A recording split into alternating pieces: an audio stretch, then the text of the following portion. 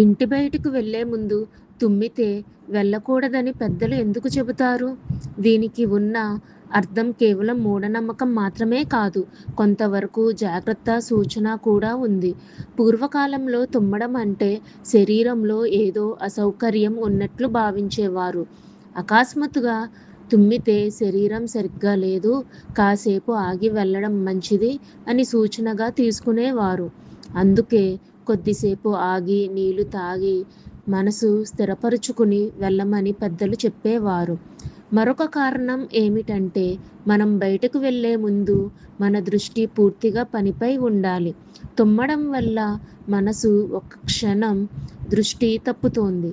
ఆ సమయంలో వెంటనే బయలుదేరితే అప్రమత్తగా తగ్గుతుందని భావించేవారు.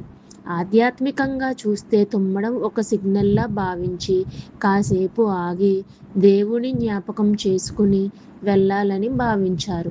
ఇది మనలో శాంతిని, జాగ్రత్తను పెంచుతుంది. కాబట్టి తుమ్మితే వెళ్ళకూడదనే నిబంధన వెనుక ఉన్న అసలు ఉద్దేశం